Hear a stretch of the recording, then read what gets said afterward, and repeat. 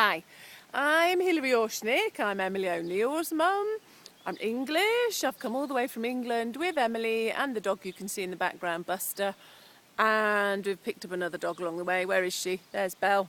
And we've set up a business here in Hartford, and I'm sure you've heard about us, and you've certainly met me because I've been on school trips and things. I'm having a little walk at the moment through our land. How did we start a business here? Well, very briefly, we came here because we came to see some friends. And when we came to see our friends, we picked up a real estate magazine, and in the real estate magazine was details about an amazing farm and all its land and all its barns that were for sale. And being the kind of people who just live for the day and just think, wow, life's too short, you know, how old are we going to live till? What, 100? That's not very long, is it? So let's see what we can do with our lives. So we ended up buying this place. But we didn't just buy it because we liked it. We did have an idea.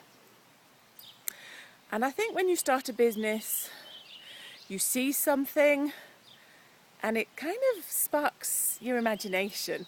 And you think to yourself, I could do that, or what if I did this, or what if I did that? That would be really cool. That would be really, really cool. So when I came here, we came to the log village and grist mill. This old guy called Floyd Harwood. Hang on a minute, I've heard that name before. Floyd Harwood. That's on the outside of the elementary school, isn't it? Well, you know when you go in from the bus and you by the main doors, it says Floyd Harwood Elementary. Yeah, he used to be a teacher at the elementary school. Now, Floyd Harwood used to live in this house. And down here, you can sort of see where the water is.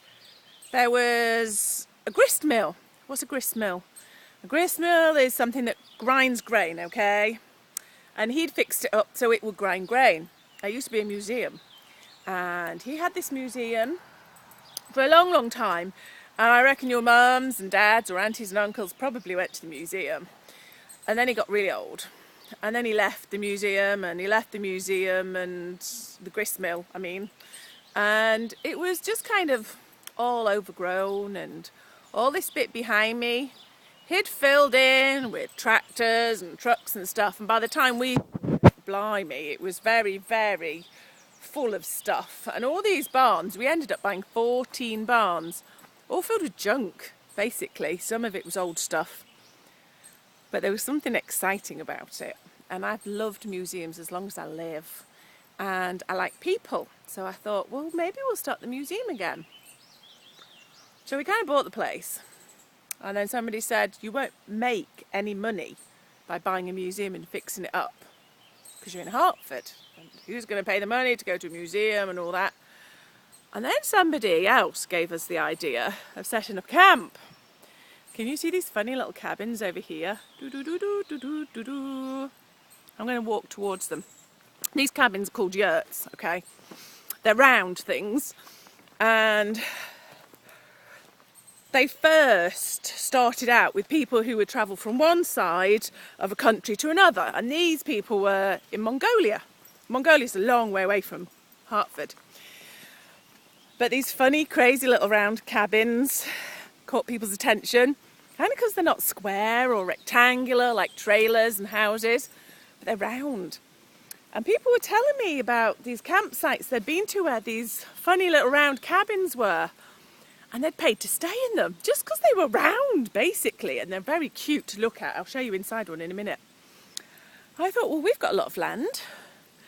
And if people are happy to camp here, pays money to stay in these things, I can still live in my house. I can still be a substitute teacher or substitute teacher aide.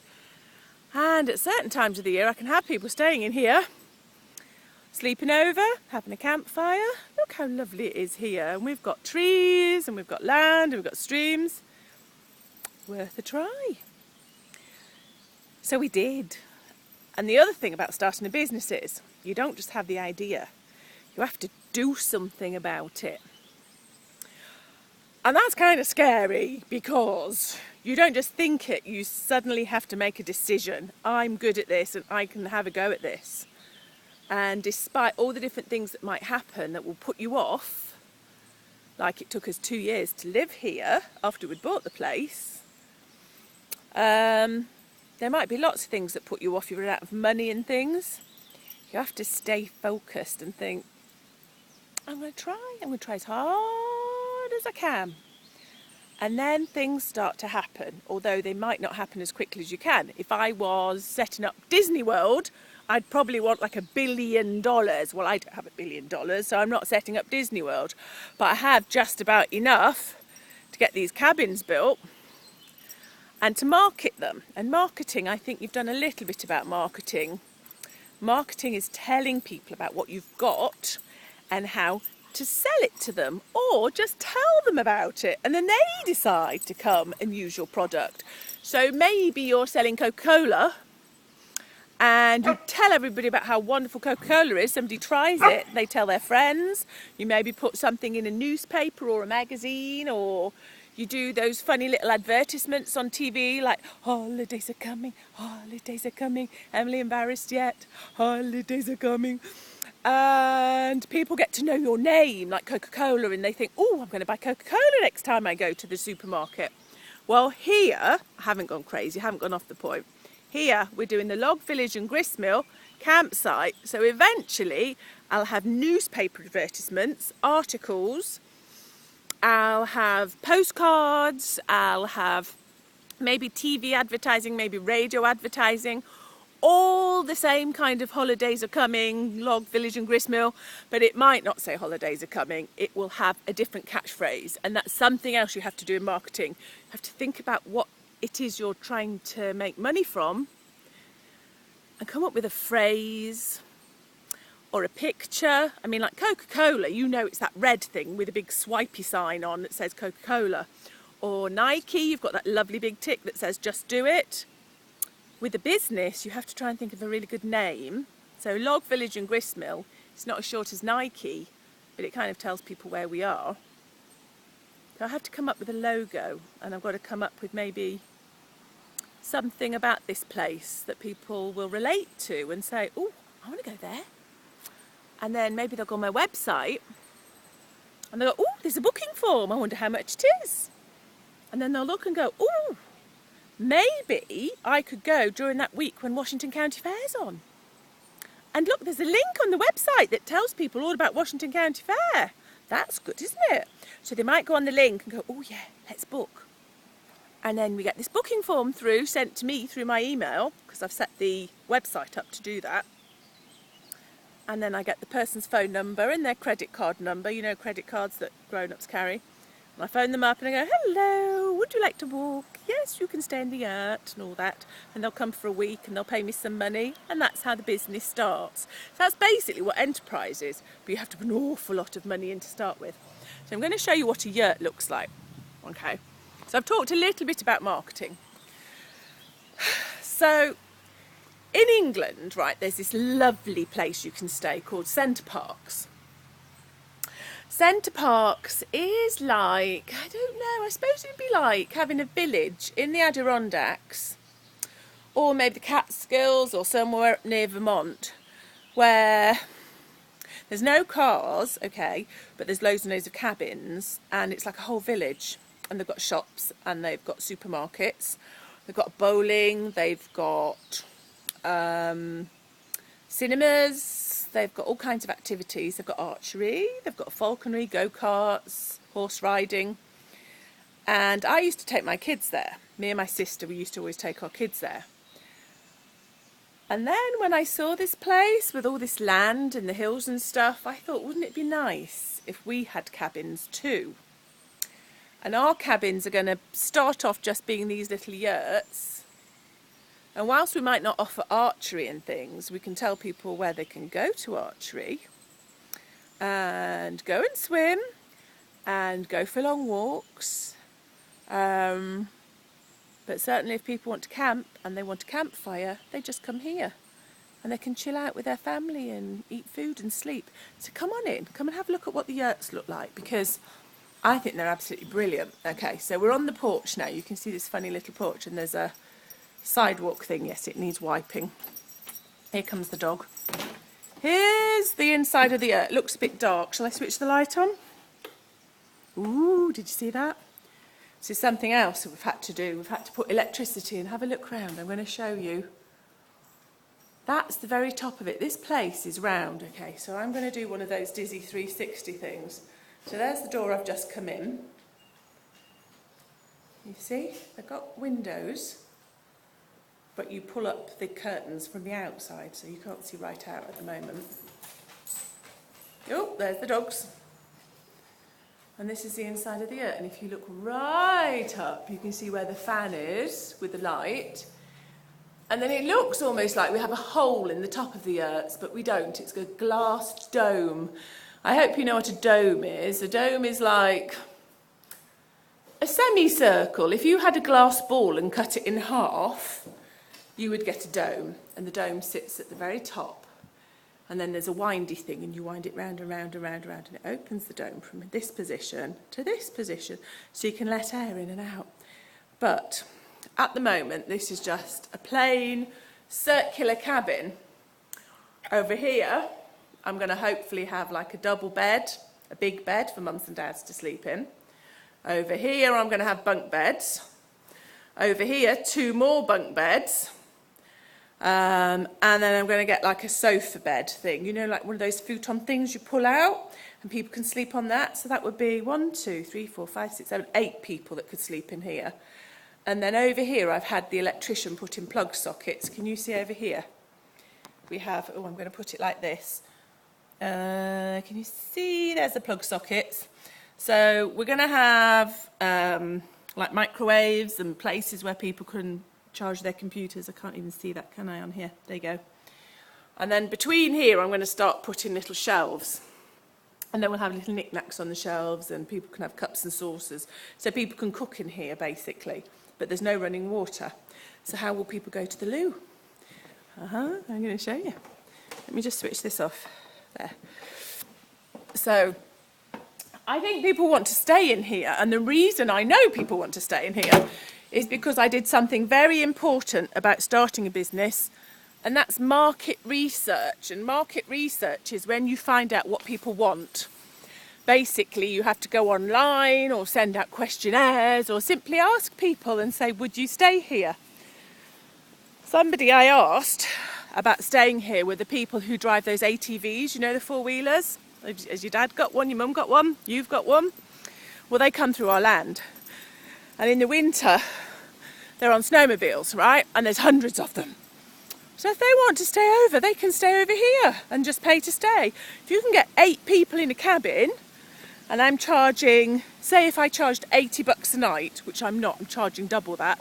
But if I charged $80 a night, there's 8 people staying there. Ooh, you need to get my light on here, yeah. And you need like $80 a night, and it's 8 people staying there. 80 divided by 8 is 10 per person. People go, ooh, staying in that nice funny little shaped thing. $10 a person. Yeah, let's do that. Actually, I've doubled it. So if you double $10 a person, you get $20 a person. Do you know what? People want to stay for $20 a person. I've had loads of inquiries, people saying, when can we stay? When can we stay? Just let me know. So that's really nice. And I'll tell you when they can stay. They can stay when this pile of mud here that you can see turns into a bathroom. And this shed over here is going to have a water tank in. Because to have a bathroom, you need water, right? So we've got these great big ditches and things, and we've had to spend a lot of money on this. Putting in water, putting electricity in. But then if there's $180 a night for a big yurt, less for the small ones, that means I'll eventually start getting my money back. And I did what's called a projection. A projection is when you think about what's going to happen in the future. And what we've thought about in the future is, if we can run this place even for half a year, we should be able to pay off all the money we've put into it in a couple of years. Sounds quite a long way away, but you know, time goes so quickly. And when you're 10 or 11, it seems to go a long time away, but actually it's going to happen so quickly. And in no time at all, will start to make lots of money. And I need to make lots of money because I've got really clever kids, and my clever kids are going to end up going to college, they're going to buy a house. I'm a mom, these kids will end up, oh heavens, you know, they like clothes, they like technology. So there's all those things I have to consider. Now I've already done a 15-minute talk, so I could stop now, but I'll tell you very quickly. I have a website and I set it up myself, but I don't know how to program the computer. So what I did was I got a template. You know, when you were little, you'd maybe get a horse-shaped template, like made out of wood, and you draw around it, and that made a horse. Or a letter, like an X template. You draw around the X, and you had like an X shape. Well, they do that on computers, only instead of being shapes and horses and things, they help you to set up websites, and you buy a template. And you pay maybe $60 for it, say. And then you click on things, and you set up a website. You put pictures in, stuff like that. And that's basically how I've done it. I've done a course on how to get my name up if people type things in Google. You know what Google is, don't you? That thing on the computer to look for things. And so when people type in things like cabins or yurts or glamping, that's another term, but I'm not going to explain it now. It's on my website. When people type those things in, it comes up with Log Village and Grist Mill. So people will want to come and stay. Okay, I'm going to sign off now because I've told you what happens first. You come up with an idea, you make a decision, you have to believe in yourself, you think about how much money you've got. Even if things get tough and it looks like you're not going to make it, you grit your teeth and carry on. And you pray a lot, because I'm a Christian. Some of you will be Christian, some of you might not be, but you pray a lot. I certainly did. And eventually the business will happen. So maybe catch up with me in another year and you'll see exactly how many visitors I've had, and I'll be able to tell you how they found out about the business, whether it was on the website, whether it was in a newspaper article, whether it was on TV. So just keep your eye out. I think I'm going to be contacting YNN soon. I think I'm going to be talking to Post-Star, Granville Times, lots and lots of different things. But in the meantime, look at my website, which is www.logvillageandgristmill.com. Emily can show you, anyone can show you. Just type it in and see what comes up, and it will probably come up with mine. So good luck with any enterprise. Get a good idea, something you're good at, and stick to it. And you will become a business person. And look at me, I'm a business person in Hartford. Come back in a year and find out if I actually have made any money yet. And that's all from Hilary Orshnick. Lots of love. Bye. Bye.